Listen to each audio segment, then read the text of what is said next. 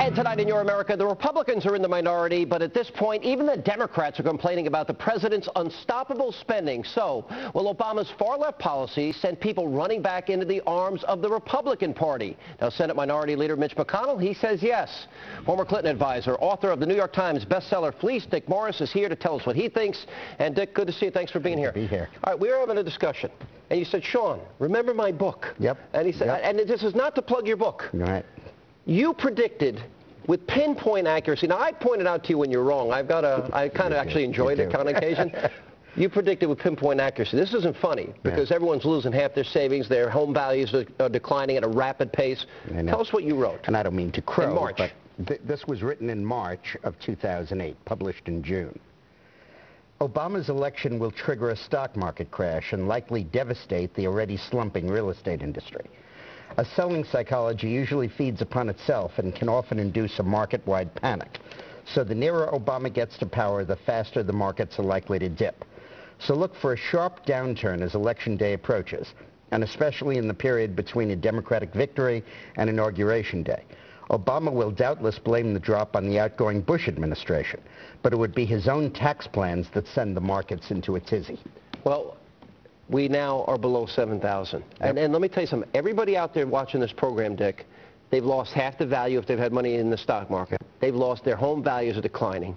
There's fear. He has been feeding on that fear and building the fear. What does this mean for the average person? Do you see an end to this in the near future? No. I hope you're wrong this time. I think this is going to continue throughout 09 into 10. And then when I think it's over, we'll be hitting a period of high inflation, which will necessitate its own recession to eliminate that. Yeah, I unfortunately Let me give you a agree stat, Sean. Sure. The money supply has gone up by 271% in the past 5 months. That means there is triple the amount of money out there than there was 5 months ago. Are stores seeing triple sales?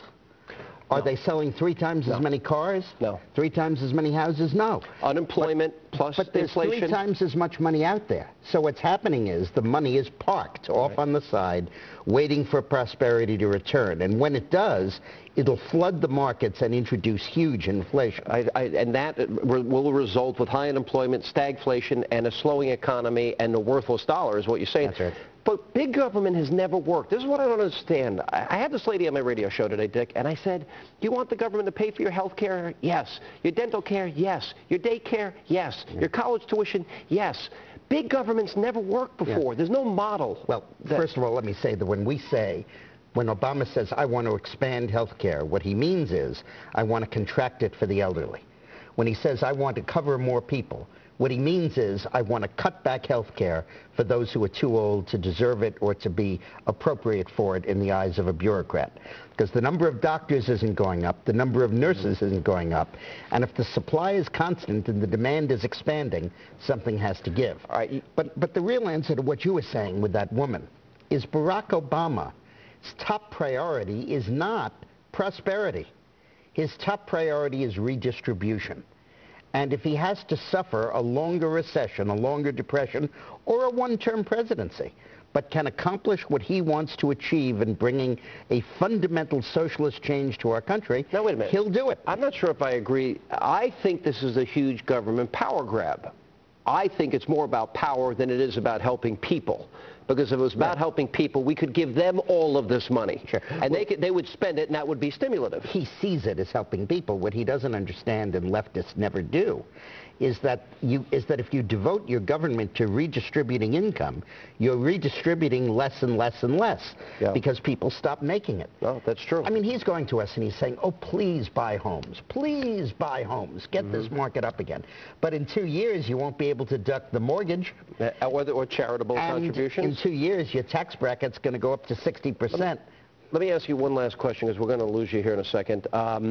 What does it mean politically now for the Republican Party? Because we've had this whole discussion. We'll discuss it later in our Great American Panel about Rush. You know, all Rush said, he wants socialism to fail. Yeah.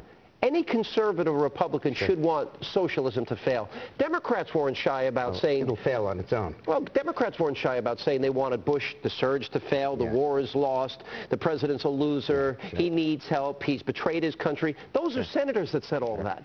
But look, this means a surge for the Republican Party.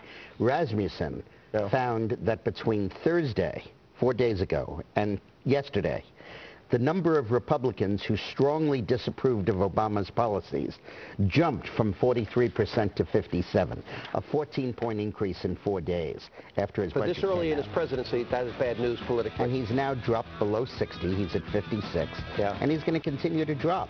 But we have finally met a president who's prepared to tolerate unpopularity in return for passing his agenda. Amazing analysis. Wrong agenda. Dick, you were dead on in the book. I honestly, for the sake of people that are struggling, I hope you're wrong on this prediction. Me too. So, And coming up, more ethics troubles for the Obama administration. Now, which nominee is it this time? We're going to tell you coming up next. Rahm Emanuel, well, he runs his mouth on the Sunday shows.